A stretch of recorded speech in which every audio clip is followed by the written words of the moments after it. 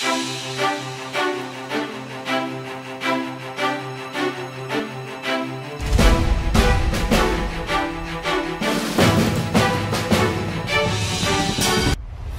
maintenant, que la partie commence.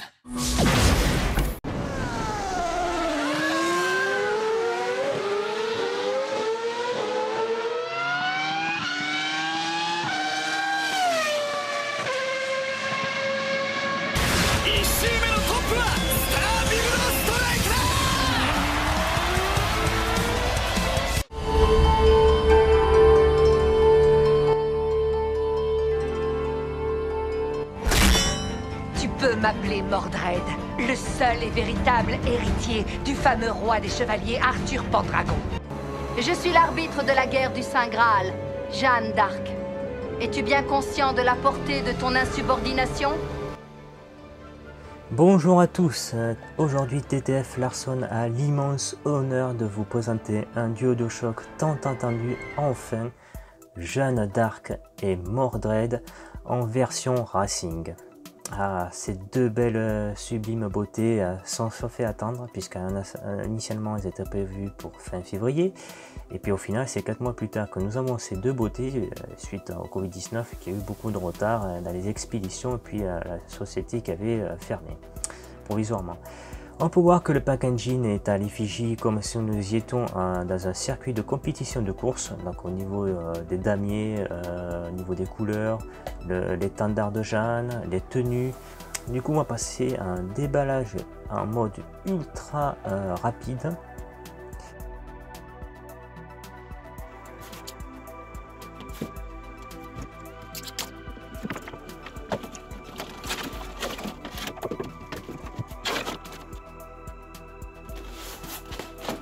Donc du coup on va ouvrir la petite fiche qu'il y a, l'explication qui nous montre comment assembler la figurine, enfin les figurines.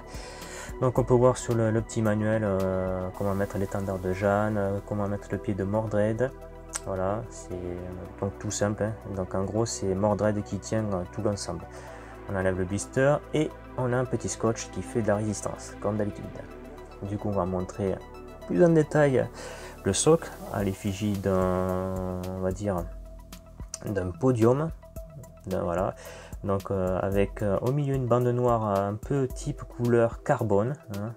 On peut voir au niveau du design que ça ressemble un petit peu à un effet carbone avec les tatouages de Jeanne d'Arc et Mordred, avec marqué Fate, Apocrypha, Raid, Faction, Jeanne d'Arc et Mordred type Moon Racing version, hein, pour le sponsorise, avec un petit damier voilà, rouge et blanc.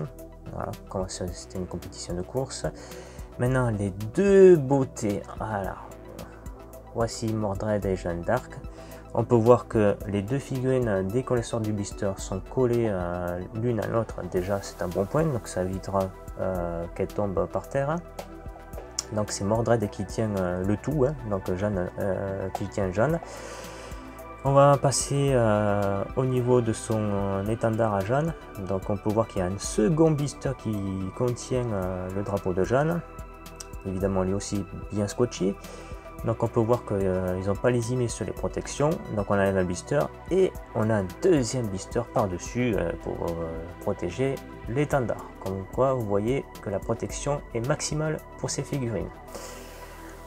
Donc du coup on va montrer l'étendard qui est en ABS rigide. Donc c'est un plastique très dur et rigide.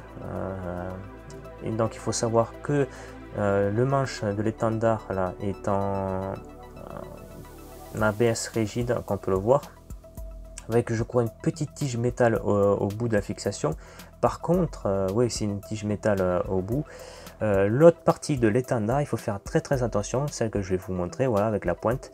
Celle-ci est en PCV, donc avec un plastique très souple, donc attention de ne pas la casser. La plupart des constructeurs font toute cette partie en métal, mais là par contre il n'y a pas de partie métal à part la fixation pour assembler les deux parties, mais sinon c'est du plastique, donc attention de ne pas la casser. Donc du coup maintenant on va procéder à l'assemblage. Hop, assemblage. Voilà. Du coup maintenant on peut voir que les figurines sont posées sur le socle. Donc comme on peut le voir, Jeanne, elle est en mode en l'air, hein, elle est voltigeuse. Donc c'est Mordred qui tient Jeanne au niveau de son bras gauche, enfin non, de son bras droit, pardon.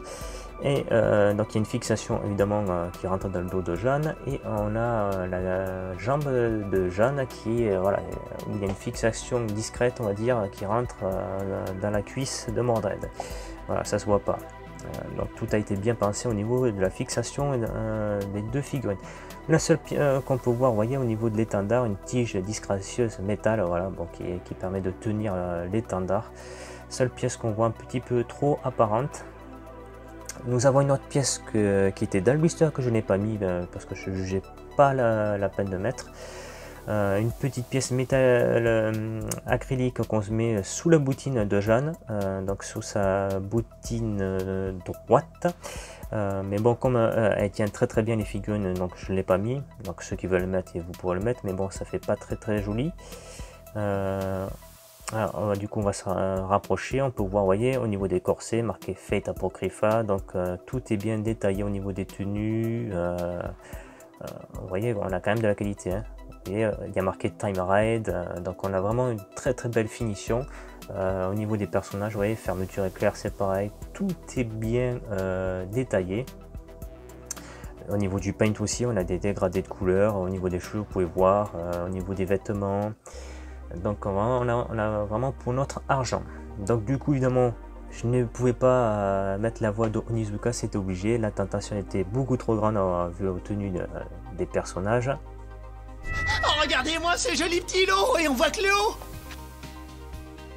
Et oui, j'ai mis un Onizuka à titre humoristique parce que ce mec il déchire tout, donc j'ai été obligé de mettre un petit peu Onizuka et les deux voix des deux comédiennes françaises qui étaient vraiment sublimes au niveau du doublage. C'est toi qui as pris cette photo, t'as du goût? Ouais, ça c'était aussi à titre humoristique. Donc oui, c'était pour rendre hommage évidemment aux deux comédiennes que j'ai remis leur voix en début de vidéo. Pour témoigner de la reconnaissance évidemment, hein, il n'y a pas beaucoup qui le font. Alors, je tiens aussi, pour une petite précision, j'ai quand même pris un concept qui ne m'appartenait pas. J'ai quand même contacté l'auteur pour lui dire que je faisais un peu comme ça. Au sujet de la présentation de boîtes de figurines derrière, il faut savoir que l'inventeur de ce concept est Manga X Paradise. Comme moi, je dois changer de support de présentation. Puisqu'on est quand même quand je filme dans mon garage, derrière il y avait tout mon petit barda de peinture et tout ça, donc ça n'aurait pas été fait, ça n'aurait pas fait propre de présenter une boîte de figurines avec plein de pots de peinture derrière. Donc en attendant, j'ai mis des boîtes vides de figurines derrière. Donc j'ai eu quand même la décence et la politesse de prévenir Kevin, hein, donc Manga X Paradise, pour lui dire bon voilà, j'ai pris juste un petit peu là ton concept derrière, mettre des boîtes de figurines pour présenter voilà des personnages.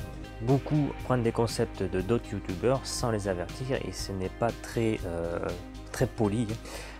On va prendre un petit concept qui peut être fort sympathique, la moindre des choses et qu'on respecte le travail d'un autre confrère, c'est au moins d'avoir la décence de le contacter pour lui dire bon écoute, j'aime bien ce que tu as fait, est-ce que je peux le prendre pour l'intégrer dans une de mes vidéos. Donc évidemment, avant que la vidéo soit publiée, je lui ai quand même envoyé un petit message pour le prévenir et lui expliquant qu'évidemment j'allais le citer pour lui dire que c'était lui le créateur initial de ce concept. Voilà pour la petite parenthèse. Du coup, voilà, on se dit à très bientôt pour d'autres vidéos. Pour ma part, j'en suis très content. Donc du coup, on se dit à la prochaine. Merci encore, bis et ciao.